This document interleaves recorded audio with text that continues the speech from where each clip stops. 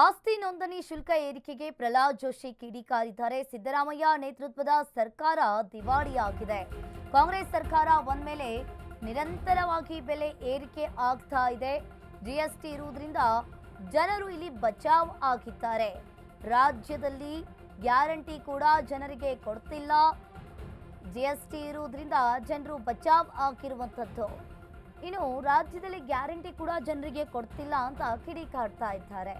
ಇನ್ನು ಸರ್ಕಾರಿ ಕಚೇರಿಗಳಲ್ಲಿ ಭ್ರಷ್ಟಾಚಾರ ತಾಂಡವವಾಡ್ತಾ ಇದೆ. ಒಂದು ರೀತಿಯಾಗಿ ಹುಬ್ಬಳ್ಳಿಯಲ್ಲಿ ಕೇಂದ್ರ ಸಚಿವ ಪ್ರಹ್ಲಾದ್ ಜೋಶಿ ಹೇಳಿಕೆಯನ್ನ ನೀಡಿರುವಂಥದ್ದು.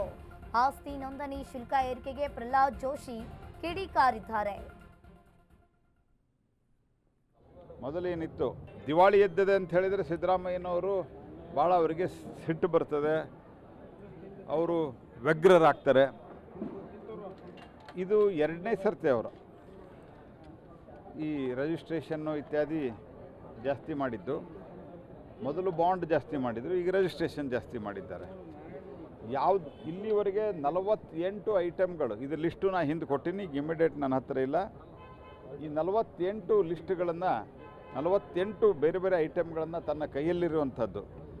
ಸುದೈವದಿಂದ ಇವತ್ತು ಕಮರ್ಷಿಯಲ್ ಟ್ಯಾಕ್ಸು ಮೊದಲೇನಿತ್ತು, ಅರ್ಥಾತ್ ವ್ಯಾಟ್, ವ್ಯಾಲ್ಯೂ ಎಡೆಡ್ ಟ್ಯಾಕ್ಸು, ಇದು ಇವ್ರ ಹತ್ರ ಇಲ್ಲ. GST ಇದೆ ಅನ್ನುವ ಕಾರಣಕ್ಕೆ ಜನ ಇವತ್ತು ಕರ್ನಾಟಕದಲ್ಲಿ ಬಚಾವಾಗಿದ್ದಾರೆ, ಪಾರಾಗಿದ್ದಾರೆ. ಇಲ್ಲ ಅಂದರೆ ಅದಕ್ಕೆ ಇವರು ಸಿಕ್ಕಾಪಟ್ಟೆ ದುಡ್ಡು ಏರಿಸೋರು. ದಿವಾಳಿ ಎದ್ದಿದೆ ಅಂತ ಹೇಳಿದರೆ ಸಿದ್ದರಾಮಯ್ಯನವರು ಭಾಳ ಅವರಿಗೆ ಸಿಟ್ಟು ಬರ್ತದೆ, ಅವರು ವ್ಯಗ್ರರಾಗ್ತಾರೆ.